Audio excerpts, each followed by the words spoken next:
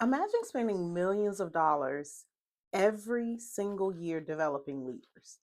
Organizations hire consultants, send managers to training, pay for executive coaching, and even create succession plans.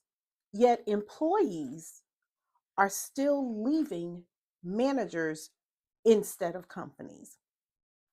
High performers continue becoming ineffective leaders. Engagement remains low. So the question is not whether organizations are developing leaders. The question is, why isn't it working? That is exactly what I've been researching. Whether you lead a Fortune 500 company, a government agency, a nonprofit organization, or you're building a business with a team of 10, let me ask you one question. Are you the leader you would love to lead? If you have the privilege and the responsibility of leading people, you're in the right place. I'm Dr. Kimberly Dunlap, founder and chief research officer of the. We're researching one central question. Why do organizations continue to develop incomplete leaders? Every week, we'll explore the research, challenge conventional thinking, and share practical ways to help you become the kind of leader people trust, respect, and genuinely want to follow. Now, here's the leadership problem that I actually found. Organizations continue investing heavily in leadership development. And this is to the tune of millions, if not billions, of dollars annually. Now, as many of you know, I hold a doctoral degree in organizational leadership, and my research for my doctoral thesis was employee engagement. And what I found is that employees remain loyal to the leader and not necessarily the company, right? Organizations spend millions and billions of dollars, yet they are still churning out incomplete leaders. And people are walking away from this type of leadership. Now, what tends to happen is that we have technical experts that are being promoted without being prepared to lead people. Just because you're an expert and you can build the best widget better than anyone else, while your promotion may be warranted, it does not make you a complete leader. It just doesn't happen. And this is across a multitude of industries, not just manufacturing type organizations, it's across a multitude of things. And high potential leaders are burning out. So what happens is that they're promoted based on the thing that they know, technically, people skills, however. But there are very key aspects of leading that they don't have. So what happens is, and what research has shown, is that they tend to overcompensate in the areas that they feel comfortable while neglecting and not fulfilling the areas that they don't know. You don't know what you don't know until they figure out that they don't know it. So trust, what happens is trust continues to decline and engagement suffers. And so who ultimately pays the price are your clients, your customers, and your number one internal customers, which are your employees. Right?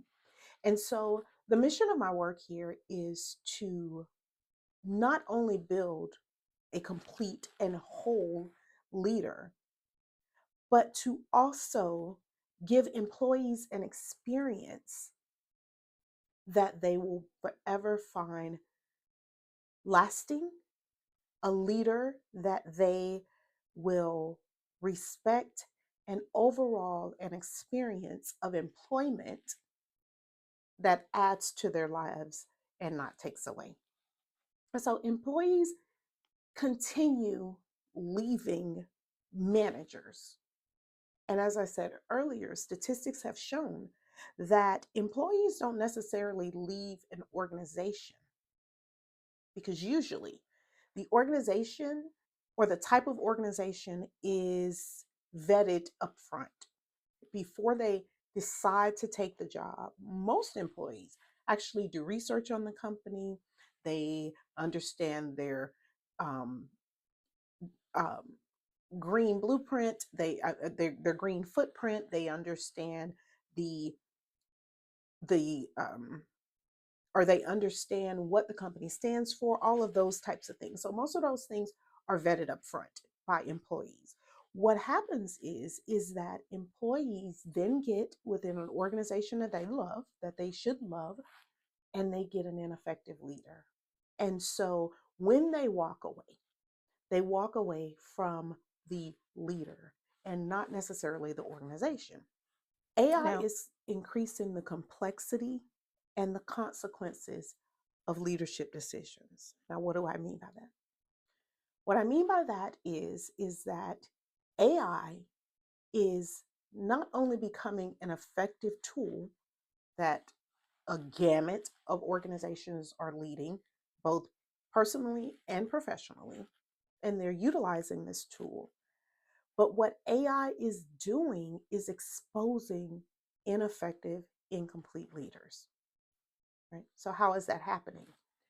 That's happening because the technical portion of the job is usually something that AI can duplicate or you can train AI to do.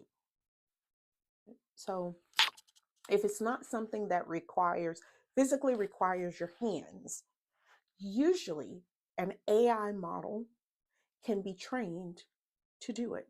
If it's numbers crunching, if it is data mining, all of those types of things, you can train AI to do. But what you cannot readily do is train AI to be empathetic to your employees' needs. You cannot train AI, because it lacks human abilities to feel, to process. You cannot train AI to remember the light that an employee has in their eyes when they discuss their grandchildren. You can't duplicate that. AI cannot do those things. AI also cannot do most things that require your hands to build it. Right? Um, Without having some type of robot or automation or something such as that, you can't train AI to do those things. So, what AI in turn is doing is it's no longer becoming an effective tool, but it is highlighting the things that the human aspect of leadership lack. After reviewing all of the things and training AI models to do technical skills, strategical things, and I've actually had the privilege of writing AI learning manuals. I've had the ability to train those models to extract information, to do all of the things. What I started questioning was, why are we seeing the same patterns repeat? Now, across my career, I have had the ability to work with some awesome, dynamic leaders. And also, across that same career, I've had the ability to see leaders who not only fall short, but are really blinded by the title itself, to almost to the point that they don't know that they're falling short. So, what do you do about those things? As I've seen in many organizations, uh, quite a few Fortune 500 companies, companies that promote the excellent leadership standard that they have, these leaders fall short. And to their defense, it's not entirely their fault. Because what I've discovered is that the way usually that people come into leadership is the one aspect of leadership that they continue to follow. And in the continuation of following that one aspect of leadership, there are other aspects that are lacking. And because they either don't know that this aspect exists, or there is no official training for them surrounding this aspect, they usually continue to grow in leadership, but to either their demise, their burnup, or at the expense of great employees. What my doctoral research really started to deepen in me was the question about why are some employees extremely engaged? How do these engaged employees communicate differently within an organization? And whether or not there is a level of trust that these engaged employees, as well as the non engaged employees, allow or have for the leadership and the leadership model. Now, my research specifically targeted the open door policy, which most organizations have. Open door, if you're not familiar, means that every level of leadership is open for feedback. That there may be some protocol, so to speak, as to how you can speak to upper management, but for the most part, there is no barrier that prevents you from speaking to upper management. Open door usually indicates that you can skip your direct reporting manager or leader and go to anyone on the hierarchy in the leadership scale. And that was the research that I did. So one thing that continued to be relevant in all of the research that I've done, and the reason that it even made me start the research, was why do organizations continue to develop incomplete leaders? What is the commonality that allows organizations to continue to churn out leaders who are not necessarily equipped to lead the company from a technical expert all the way to the vision of the company and implementation? The missing assumption was this: leadership development does a few things. Leadership development assumes that every leader begins from the same place. And that's absolutely not true. And when I say begins from the same place, some people are promoted because they are technically savvy within the organization. Some people are promoted because they are officially trained, meaning degrees and licensing and things such as that. Some people are promoted just because they overall have a great rapport with employees and they have a personable personality that works well within an organization. So every leader starts off at a different point. And what leadership development in the past has done is assumes that everyone starts in the same place. Right? Leaders often actually begin differently based on their developmental foundation. And again, whether they are educationally um, developed, whether they are technically developed, things such as that. So each leader has a different starting point. And because each leader has a different starting point, it's very difficult to place all leaders in the same bucket and give all leaders the exact same training and give all leaders the same principles, although they're not starting at the same place. It's very difficult to assume that all leaders have basic leadership knowledge because that's not true.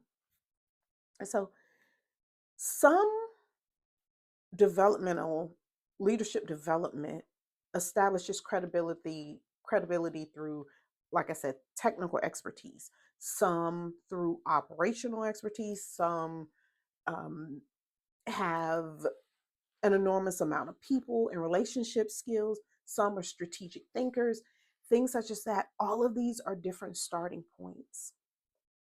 Now, one is no better or no worse than any other.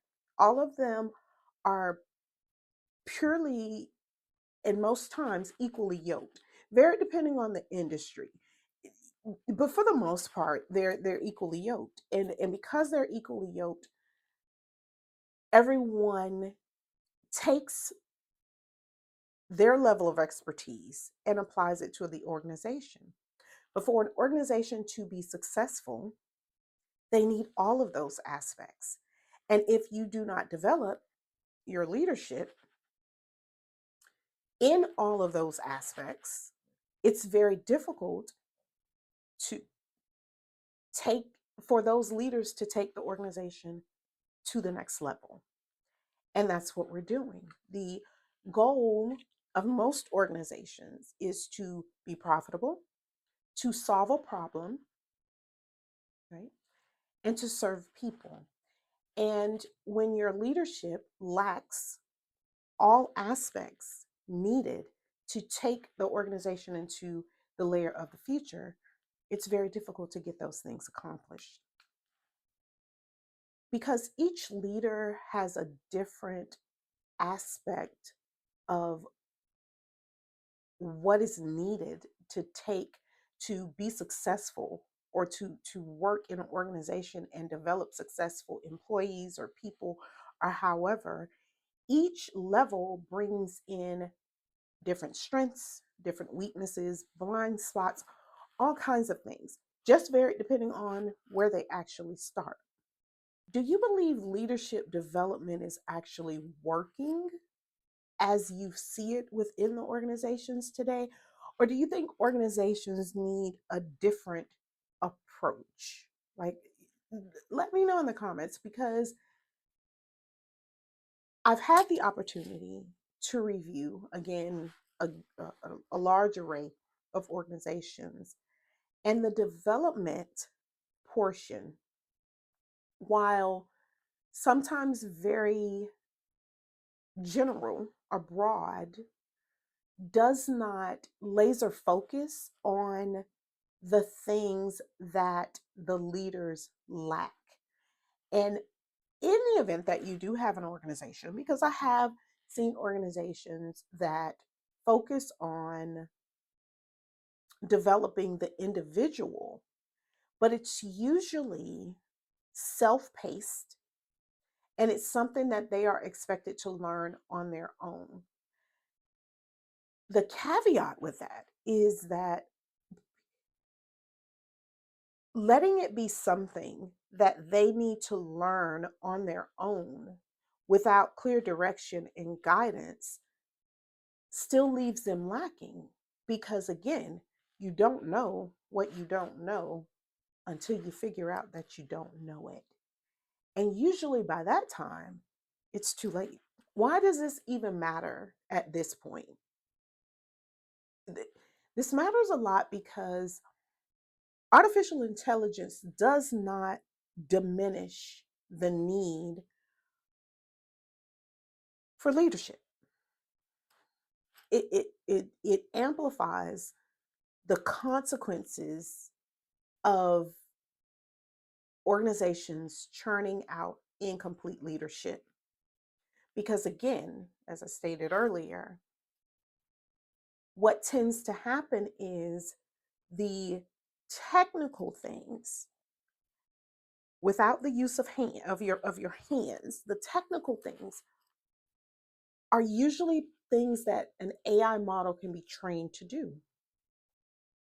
So if that part is trainable, then that takes it off the immediate plate, so to speak, of leadership. So then you're left with your pure individual, unique talents, skills, shortcomings, and those things are readily exposed to your employees. AI is also exposing, I'll say, the limitations of fragmented leadership development. Now, what do I mean by that? What I mean is that because AI has so much sophistication and can be trained and developed and taught through just learning models or AI bots or however, because it can be trained in so many aspects of the technical expertise or some skill sets or data processing and things such as that, because it can be trained on those things, it quickly shows that although your leader may be technically savvy, when AI is responsible for the technical piece, then it exposes the fact that they don't have people training, or it exposes the fact that they don't know the first thing about strategic implementation within an organization. Those things are exposed because AI is taking more of the mundane, repeatable, fragmented aspects of leadership out of the equation. And because those things are no longer part of the equation, what happens is it shows everything that your leadership model lacks or that your leaders are lacking. So the more technology advances, okay, the more intentional human relationships have to be. Because again, AI is able to handle extracting data and they are able to handle step by step processing. Um, so the human aspect of what your organization does becomes center and front facing.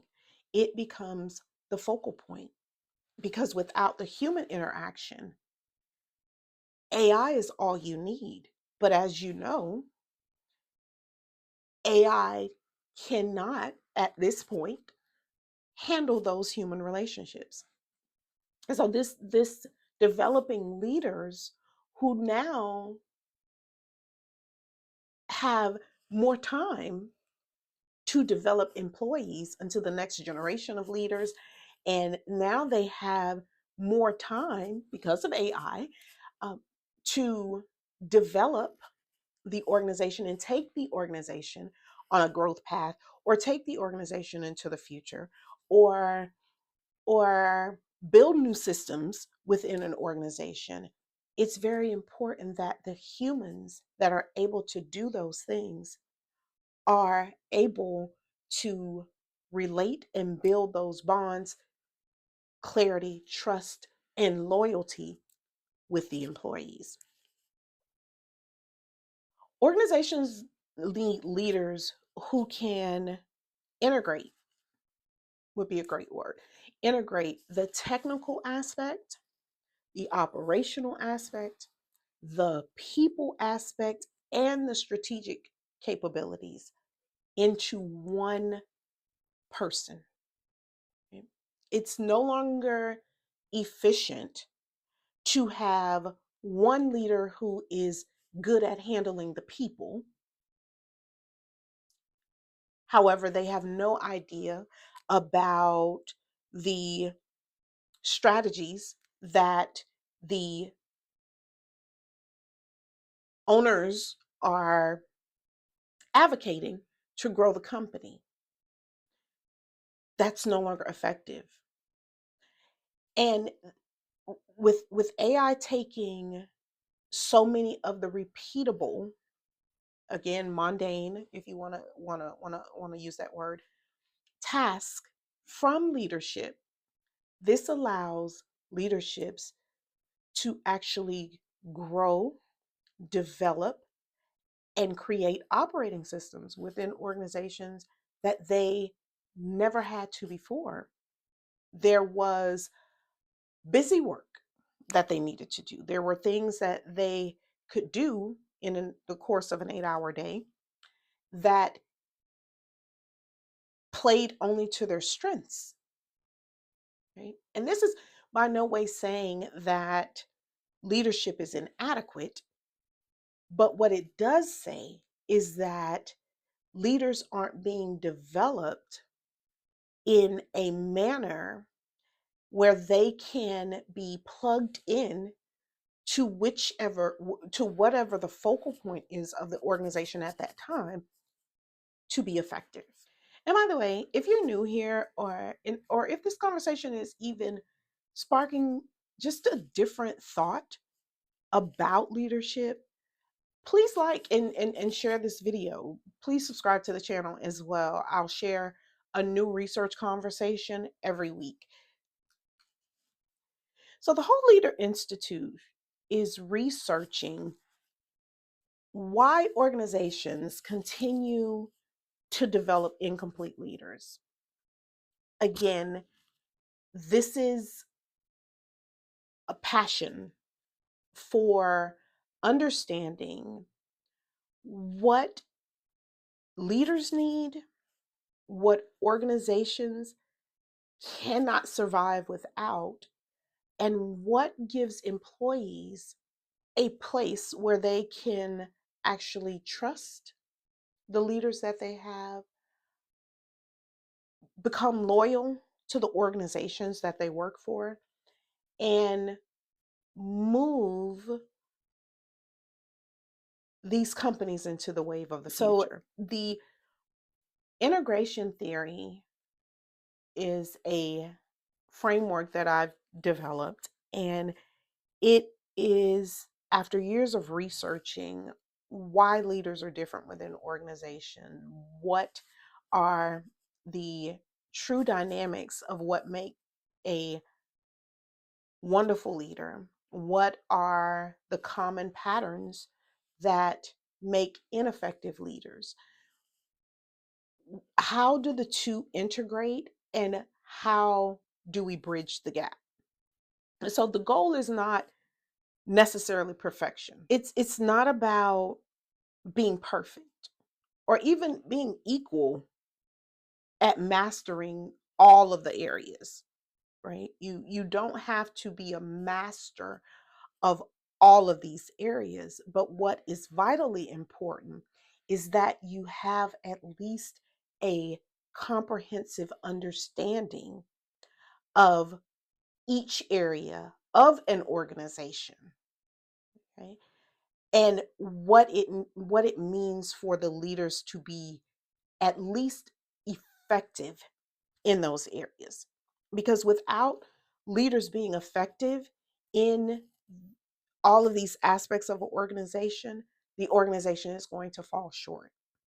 And when you think of shortfalls, you think of lost revenue, you think of employee retention and turnover being at an all-time high, you think of organizations even closing because they may have a leadership model that is heavy in the technical aspect, but they have no leaders that are equipped to strategically think of how to move the organization into the future. That's just an example. So all of these things are vitally important to everything that they're doing inside of the organization. So the goal is intentional expansion. It's helping the leaders retain their specialized strengths while developing the additional capabilities that their roles require. So again, it doesn't necessarily require that you master every single skill, but you do need to have a thorough understanding of them, because the leadership integration theory focuses on individuals inside of the organization. It helps to develop the strengths, the gifts, and the skill sets that are already present within the leadership, and it helps to maximize those for growth within an organization. And so the work will continue to research, have these conversations, develop tools, even applying this theory inside of organizations, which is the main purpose for my work, because employees not only deserve to be within an organization that is slated for growth, but they also deserve an organization that they can trust, that they know, that they are loyal to. Because face it, we spend more time at work than usually we do at home. Why not, while growing your organization, focus on your number one customer, and that's your internal employees. Now, if this conversation resonated with you, I invite you to join the Whole Leader community. You'll receive weekly leadership insights, research updates, and access to the resources connected to the four leadership origin and the leadership integration theory. Before you leave, I need you to ask yourself, what's one thing I can do this week to become the leader I would love to lead? Thank you for investing in the wholeness of your leadership today. And remember, organizations don't become exceptional by hiring exceptional people. They become exceptional by developing whole leaders. And until next time, be the leader you yourself would love to lead.